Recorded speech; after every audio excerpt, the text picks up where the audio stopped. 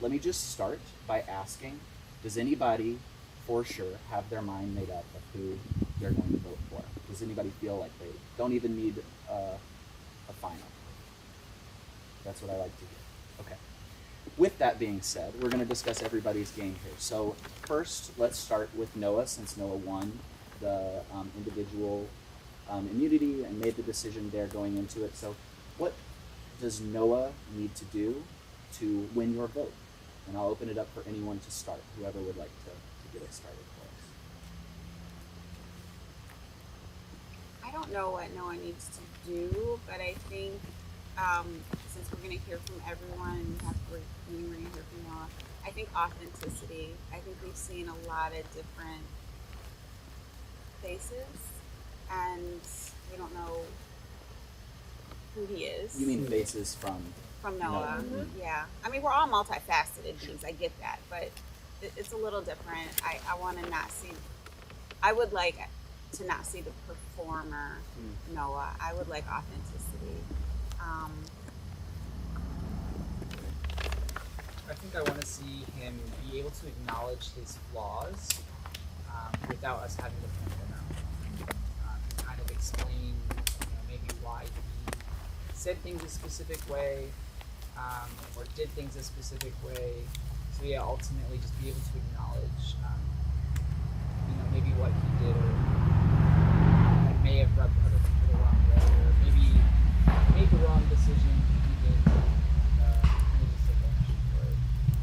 Yeah, I think the ownership is really big for me too. I think he has had some of the flashier plays from this group, but I'm not seeing a lot of ownership of them, especially the way he was acting during the decision making for fire. I really do want to see confidence in those moves as well. I feel like for me, he would honestly have to do a lot to get me to go in his favor. I'm not completely closed off. I just think he played the least respectful game out of everybody up there, and to me that's what I put a lot of value in. I would like for him to have at least a little bit of emotional intelligence and take accountability for his actions and be open to hearing about it instead of being dismissive and just using an emotional reaction to avoid responsibility. I want to hear if there was a strategy, and if so, I want him to be able to articulate it clearly. And if there wasn't a strategy, and it was we're gonna wing it and see what happens, that's okay. But I want him to be honest and explain that dynamic. Okay. We'll move on to Mackenzie. Same question for Mackenzie. Is there something that stands out from her game that makes you think that you would vote for her, or is there something that she needs to advocate for herself in a way to convince you that Mackenzie should be the winner? I've found that Mackenzie, out of the three of them, is probably the one who found herself between the groups and probably had more of a personal interaction with every single person sitting here. So I think what I would appreciate from her is for her to explain if that was a strategy or if she was just trying to clean up a mess that she accidentally made. I don't believe it was accidental, but I do want to hear her take ownership of that. Yeah, I agree. I think she was able to ride the middle between Skyripper and Bloodfang the best, at least from my perspective, and I want to hear about that. And I want to hear why she made some of the decisions she did throughout. And I would like to, I think from her perspective, her game was very rocky at the beginning. And I think we need to hear her ownership of that and what she did to get to the point of the merge. Because, yes, we all were there for the merge, but I think it would be good for her to explain her game before that for people who weren't there or why those decisions were made. I think for Mackenzie, so this is Survive, not Survivor. This is a Survivor themed game, but this is, Jurassic. This is not Outwit, Outlast. This is Outlive, Outlaugh, and Outlove. And I did not see that with Mackenzie. So I would like to know how she is going to position herself. I found her very stoic, very flat, not entirely emotionally connecting with people. I can think of 3 times maybe I saw her smile in an out laugh, an out love game. So I want to understand more than just the moves, the person I would like to see.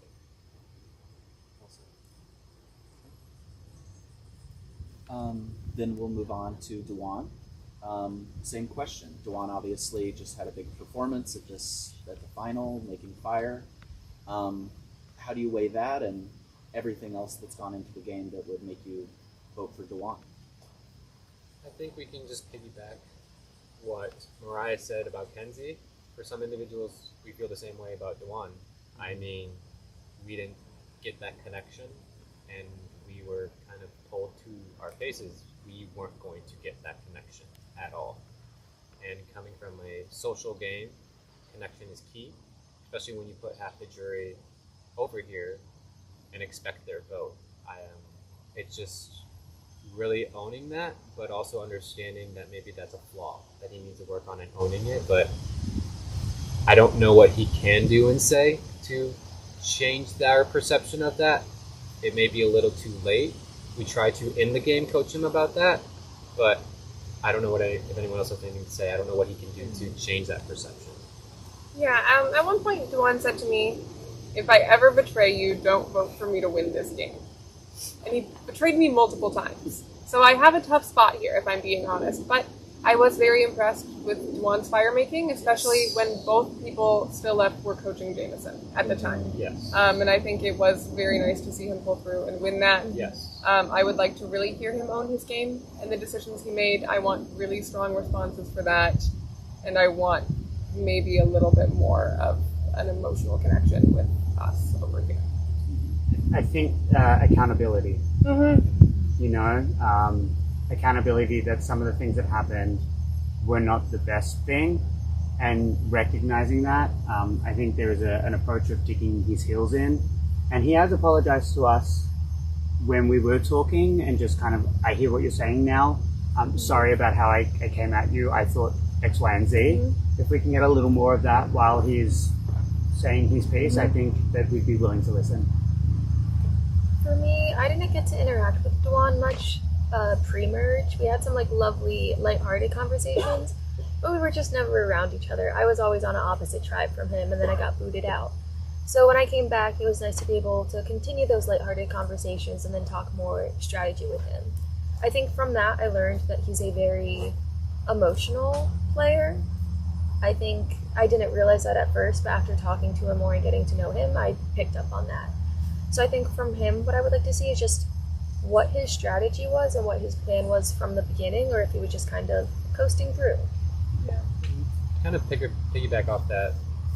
He may not have realized it, but I think he uses emotions as a little of a manipulation tool, somewhat. I mean, I think he said all of us, you're my number one. I am so glad to see you. Let me hug you. This is great. I can't wait to, work with you, what we need to do. And then he would just do these other actions, and we would have reactions to those, and he would be like, why are you acting that way? You shouldn't act that way. This is Survivor. So for us, it was a little more like, well, how do you want us to react? It's just, I'm not too sure he can own that. But if he can, I'm willing, again, to listen and really put it out there for him. I'd like to hear from Dewan why he was playing and how hard he was playing. I often found him a bit passive, and a lot of the people here, I could tell, really wanted to play, really wanted the experience, really wanted to make connections. I'm not sure what the game meant to Dewan, and I want to understand that. Yeah, going off that, I want to know his intentionality behind his game, because again, a lot of us kind of noticed, he kind of started out not talking to a lot of people and kind of quiet, and then by day 2 or 3, I feel like when we were on Blood Fangs in the 6, then he started really playing the game. And I want to know if that was intentional, high threat level a little bit, or if it was just circumstance. I don't know. I think this kind of goes for all three of them, but specifically for him. I want to know what challenges he faced and what he was doing, or what plans did he put in motion to kind of overcome those challenges. Or was his whole gameplay just to ride the majority as long as possible and just pick us off one by one? So that's what I want to hear from him. Okay. I'm going to ask you all questions individually too. So I'll start with Hugh, our mayor of Ponderosa, voted off days ago, ages ago. Yeah.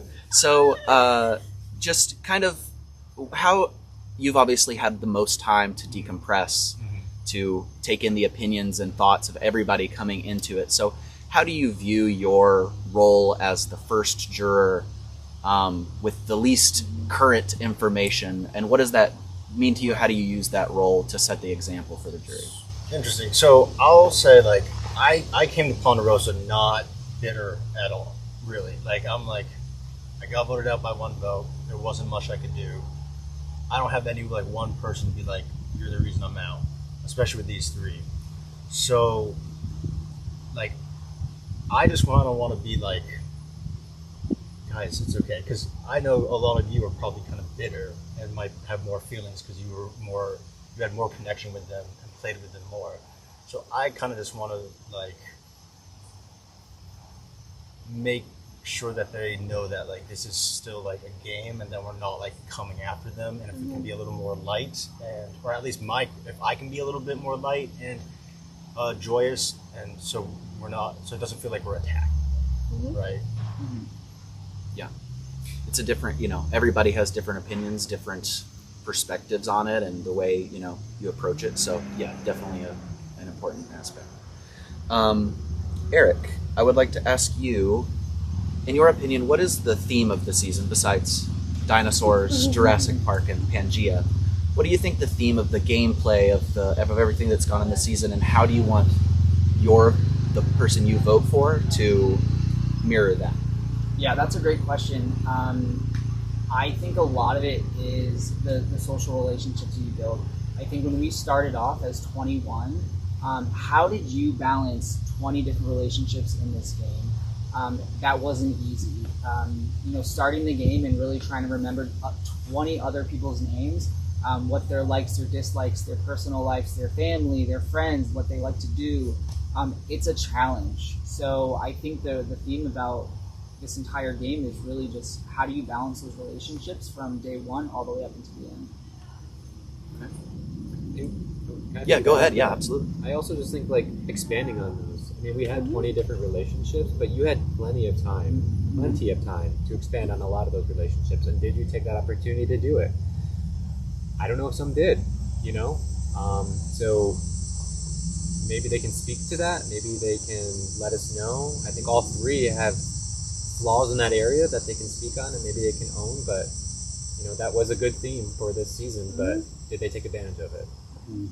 I think too, I'm just thinking about relationships and Noah, who I adore. I just can't be around him in long doses. There's just so much talking, but you reflect in thinking about relationships. I don't think, and I was with him from day 1 to day 7, the whole game. I don't think he asked me a single question. Not one. Yeah. Not one. And that's it's hard to ask questions when you're always talking, but you can't build a relationship. You're just, I need to be known. But in a community and moving with people, and he's not the only one, but of the three we're talking about, I don't think he could say anything about probably any of us. And then to piggyback off of that, not only was it not asking any questions, it's somebody asked me a question and I'm answering. Halfway through my answer, he's like, that reminds me of a story about myself. And then just goes on his own thing. So it's not only wasn't interested in really asking much more, he wasn't even interested in listening. He was like, how could I move this on myself? Which I think goes to the taking advantage side. Also, maybe that goes to know, what did he want out of this experience? Was this experience all about him? Which is totally fine. I mean, you can do this experience to make it about yourself. I think a lot of us make this experience because we love Survivor, we love meeting new people, we love the community, we love being able to just do this. But is that his reason for doing this? And maybe that's a great question for him. What's your reason for doing this? Was it to tell your story, which plenty of us have heard about, but what else is there to it for him? Speaking of relationships, Dion, you when you were voted out, you had a passionate speech about relationships, specifically game relationships or pre-existing relationships. So how do those, or people playing with or without those, against those, how do you weigh that, or do you factor that into your decision, whether someone played with or against the people that they knew coming into the game? I don't really want to kind of have that impact the vote. I think the whole point of the speech was just to kind of like highlight something that was going on behind the scenes, bring it to the front, make it known so that the remainder of the game can be played out authentically for what takes place in the game. So I think we have even recognized amongst us all that that's how we're going to be making our decision. I don't think anybody's even brought up the conversation of pre-existing relationships when thinking about choosing a winner. I think we're all much more aware of that, and we want to have somebody that we're proud of to win this season because of how they played the game, not because we knew them longer. Right. Mm-hmm. Yeah. Yep. Yeah. Okay. Angela, I'd like to ask you, obviously you were in a long battle last night. Yes. You talked about like the deal you made to get yourself there, whether people that are there honored or did not honor that deal. You also talked about respect and making sure that, people are treating each other with respect, and the type of game that you respect. So I'd like to ask you that. Does people in your first game that you've played, does people lying, deceiving, going back on their word, or does that make you lose respect for their game, or is there anything they can do to overcome that in a final council? A little bit, yeah. I mean, it is a game of deception, but as I said, it's to a degree. It's the outlive, outlaugh, outlove. So while we do need to keep our secrets close to us and prioritize ourselves, I don't think that the excuse of it's just a game should be used to explain just sneaky moves and lies and deceit to that level. Obviously, don't say everything. There's going to be small lies here and there. I told my fair share of small lies. It's just about how much am I willing to and how far will I go. So I think there's a boundary that once it's crossed, that's when I lose respect. Because to me, it shows more about character, not so much game.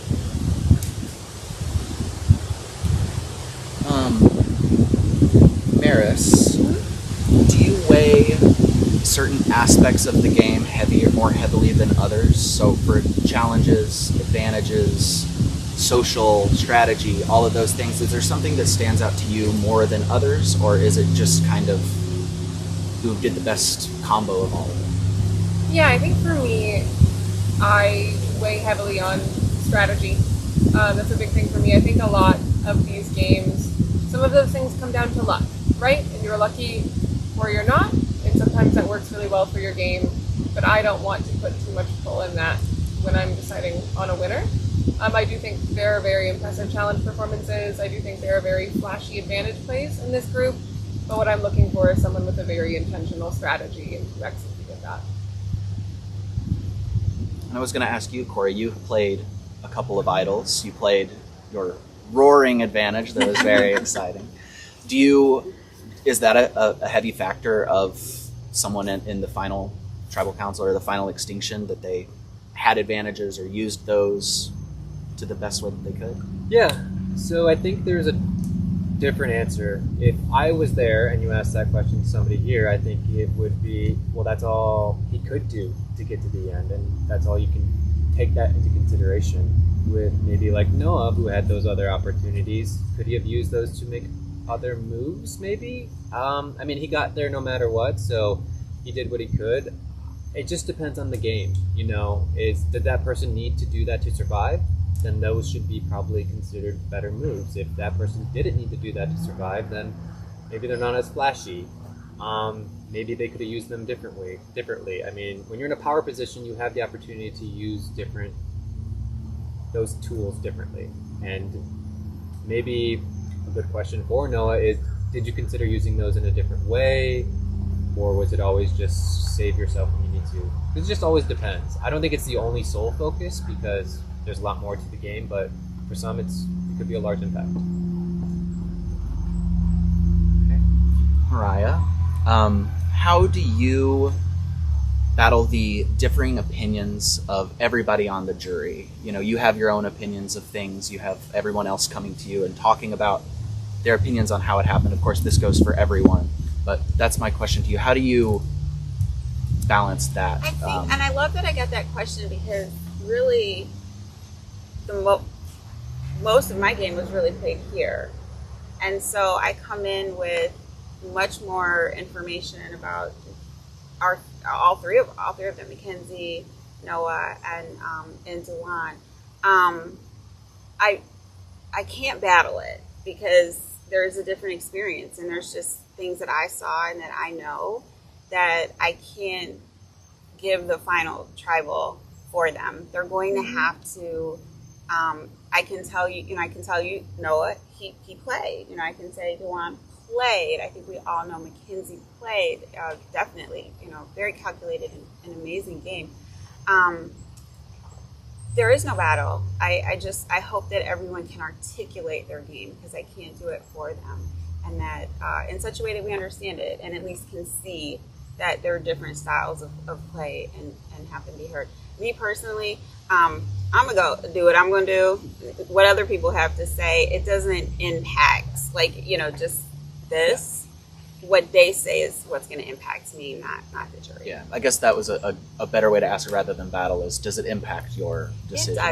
It doesn't, because they had a different view if we're looking at tribes. So it's informative, but we both saw different things, so it shouldn't impact, And also, due to the Pangea twist of it all, we did spend a decent amount of time with all of them. I was on the Skyripper tribe with them as well, so I do think we all have our own opinions in that sense as well, at least in spending time with them in a meaningful way.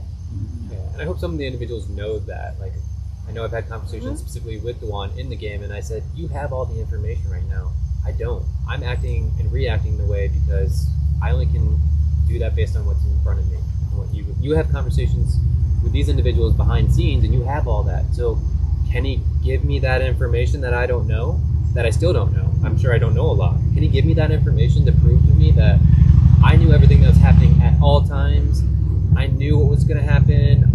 Maybe he did something, I don't know, to prove or push a name or something, or did he just get a name and go along with it? But he has to use that information. He has to tell us, and that's what I need basically from him too. Awesome. Last questions for Jameson. I think I got everyone right. Yes. Last questions for Jameson. Opposite of Hugh, just coming into out here, the last juror. It's a tough spot. It's a spot I was in season 1, so it's not something I can envy. But with the knowledge that you have, you're, like I said, in the opposite position where you have the most in-game knowledge of everything that's been going on. You've seen it up until very, very recently. With less time to decompress, how do you get your head right to decide where this vote should go? Or is it swirling still? Do you have an idea right now? This just happened to you, so. It is still swirling.